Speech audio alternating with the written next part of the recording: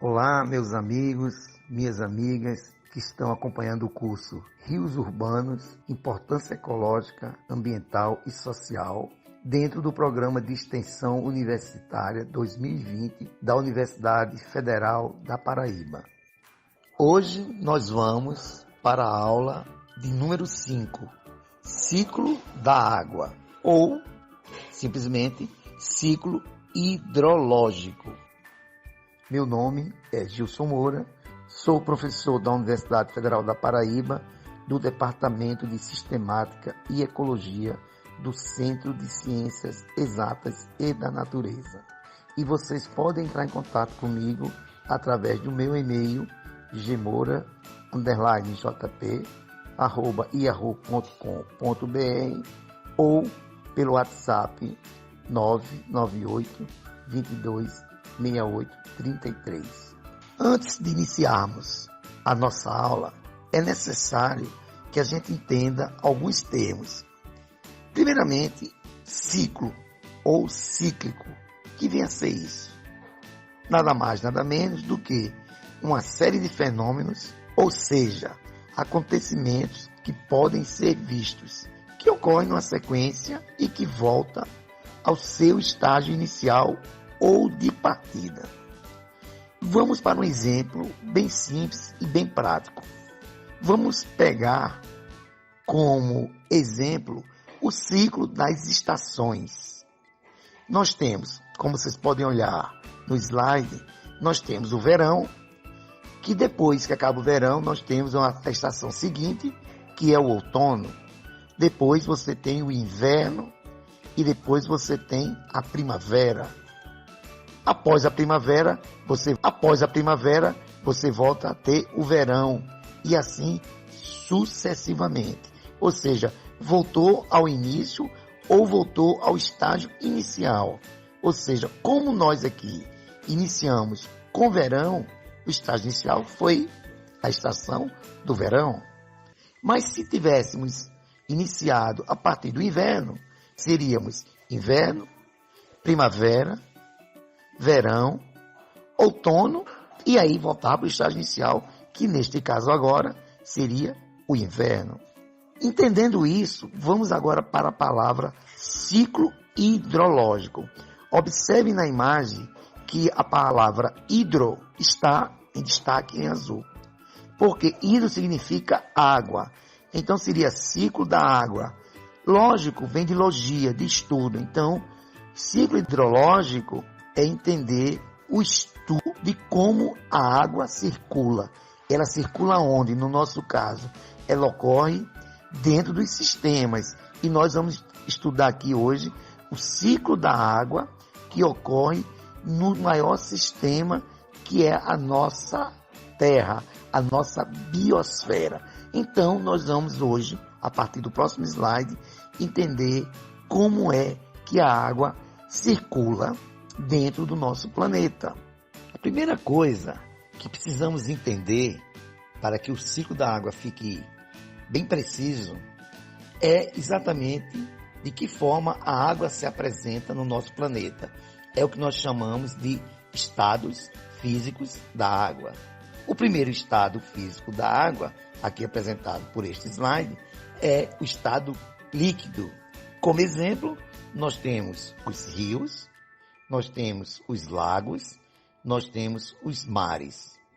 Rios, lagos e mares são ambientes naturais, mas você também pode ter água líquida em lagos artificiais.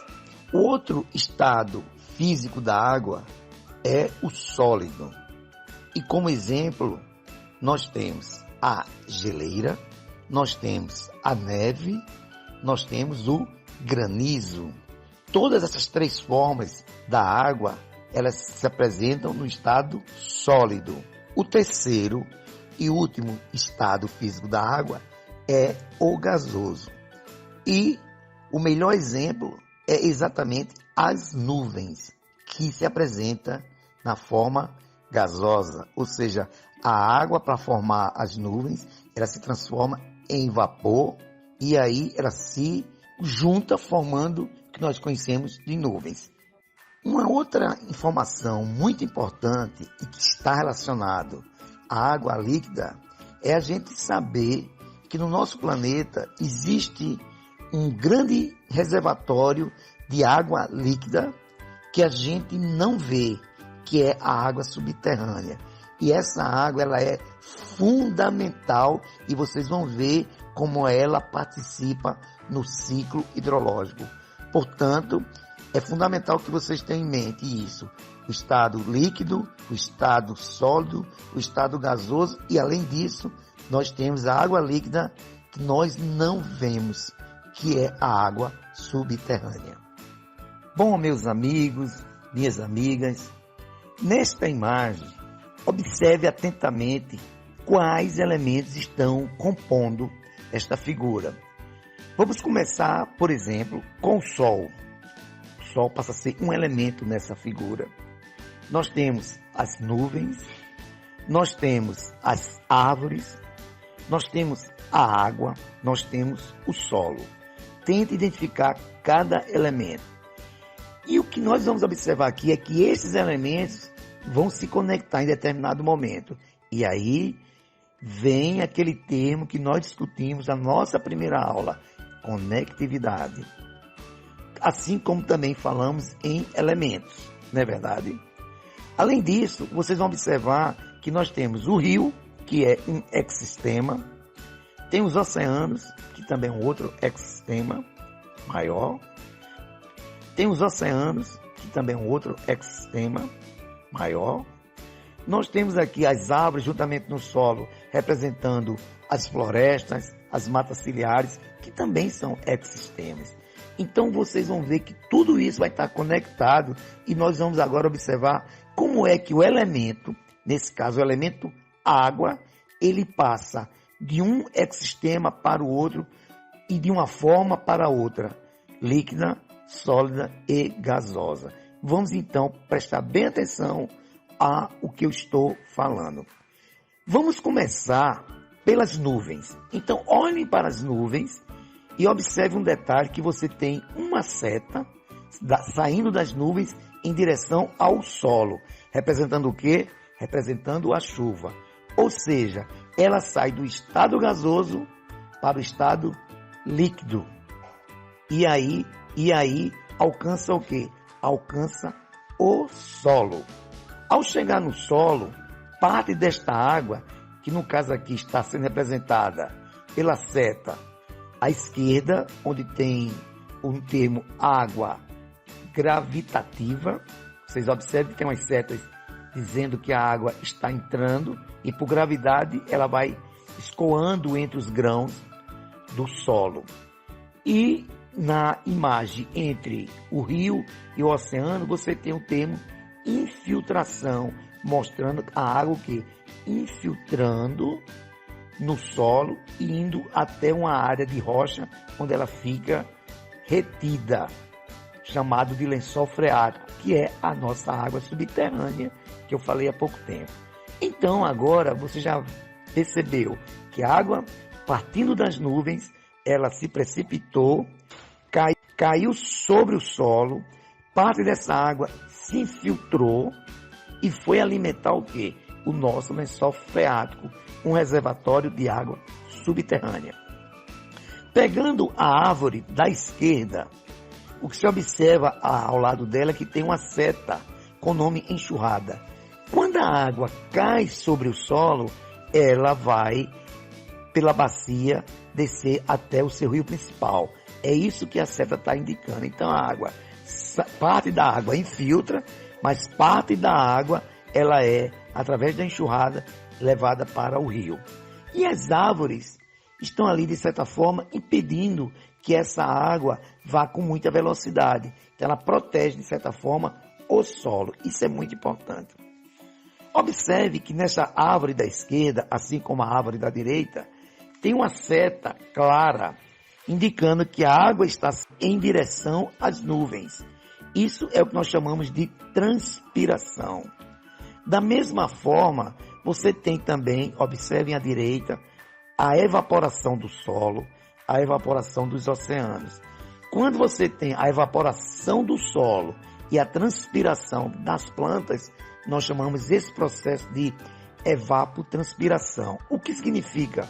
Que a energia do sol, ao encontrar a água no solo, faz com que a água saia do estado líquido e vá para o estado de vapor e depois venha formar o estado gasoso, que no caso aqui está sendo representado pelas nuvens. Então nós temos aqui a água que infiltrou, a água que desceu das nuvens pela chuva, a água sendo direcionada para o rio, com o tema aqui enxurrada, as plantas absorvendo através de suas raízes a água que está no solo. Essa água vai para a planta, para os seus processos fisiológicos, e ela é perdida em parte através das folhas para a atmosfera, através do vapor. Assim como os oceanos têm uma participação fantástica, por quê? Porque o nosso planeta, a maior parte da sua água visível está onde? Nos oceanos, a parte líquida. Essa água, então, formam as nuvens e através dos ventos, que aqui não está representado, essas nuvens são deslocadas para as outras áreas. Ou seja, não necessariamente aonde há a evaporação da água, vai ser lá que vai ocorrer a chuva. Ou seja, a chuva que está caindo neste momento sobre a sua residência ou sobre o seu bairro, ela não foi formada ali. Ela pode ter sido formada a muitos quilômetros de distância. E através da circulação atmosférica, ela é direcionada para outras regiões. Neste caso, observe em detalhe aqui as plantas tendo uma participação muito boa, jogando para a atmosfera o quê? A água em forma de vapor. Quando a planta faz isso, ela faz com que a atmosfera fique com água. É o que nós chamamos de umidade. Então, meus amigos, minhas amigas, olha a importância que as plantas têm. Com as plantas, o que é que acontece? Ela está devolvendo para a atmosfera a água em forma de vapor, fazendo com que a umidade aumente. A umidade aumenta, vai te dar uma maior qualidade de vida, uma temperatura mais agradável. Quanto mais úmida tiver a atmosfera, significa o quê? Mais água na atmosfera. E esse vapor vai subindo até formar as nuvens. Portanto, se eu tirasse as árvores do sistema, significa o quê? Que essa transpiração das plantas deixariam de existir. Por quê? Porque as plantas não estariam mais devolvendo para a atmosfera esta água em forma de vapor. Imagine vocês, eu tirando todas as árvores, significa que o solo que está protegido pelas plantas, agora não estariam mais protegido pelas plantas. Observem isso, que vai acontecer. Aqui a seta que indica enxurrada, não teria planta para diminuir a velocidade. A água chegaria com mais rapidez no rio, ao mesmo tempo que ia provocar um fenômeno chamado de erosão. Por quê? Porque a água aumentaria a velocidade, estaria carreando, levando os sedimentos do solo para o rio. Com isso, faria o que nós chamamos de erosão, provocando, quando a erosão é muito grande, vossoroca. E esse sedimento no rio, e aí o rio ficaria raso, quando vem a chuva, provocaria enchente. Então é importante que vocês tenham toda essa ideia do ciclo. Olha só, continuando com as árvores. Se eu tiro as árvores e não tenho a proteção do solo, além de provocar erosão, a energia do sol vai bater diretamente sobre o solo. O que vai acontecer? Essa água que está sobre o solo ou está logo abaixo do solo, vai sofrer o processo de evaporação. Então, esta água sobre o solo e esta água que está infiltrada no solo vai desaparecer. Consequentemente, a água das nascentes, que depende dessa infiltração, vai desaparecer. Ok, pessoal? Então, observe que ao retirar as árvores, eu não só modifico o sistema de circulação da atmosfera. Por quê?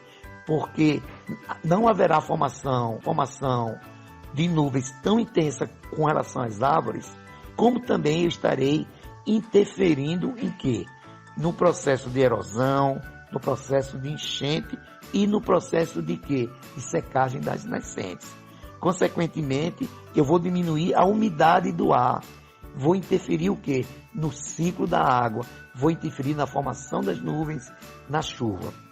E para encerrar, aqui não mostra a parte do gelo, mas partes das nuvens são levadas para regiões polares, para o Polo Norte, para o Polo Sul, onde a temperatura é bem menor. Com isso, as chuvas nessa região, em forma de neve, vai se concentrando e formando o nosso gelo. Então, escutem esse áudio mais uma vez, para ficar bem claro como o ciclo funciona. Portanto, vocês observam que nesta imagem mostra, repetindo, as nuvens, o vapor se transformando em água líquida chegando no solo, infiltrando no solo, sendo carregada pelo solo até os rios, as árvores absorvendo a água, devolvendo parte dessa água para a atmosfera, fazendo com que a atmosfera fique mais úmida, daí o termo umidade. E aí parte dessas nuvens são carregadas para as zonas polares, onde a chuva lá em forma de neve vai formando os blocos de gelo, armazenando exatamente a água sólida nessas geleiras. Para complementar o nosso estudo de ciclo hidrológico, vou aqui para vocês relatar um processo de conexão entre a floresta amazônica e a região sudeste. O que é que acontece? Você tem sobre os oceanos o processo de evaporação. Esse processo vai formar as nuvens. Essas nuvens, através do sistema de circulação atmosférica, os ventos, empurram essas nuvens para cima da floresta amazônica, onde lá se precipita em forma de chuva. Essa chuva vai alimentar os rios e parte dessa água é absorvida, por sinal uma quantidade enorme. Como curiosidade, pesquise na internet quantos litros de água diariamente, em média, uma planta da floresta amazônica consegue assimilar.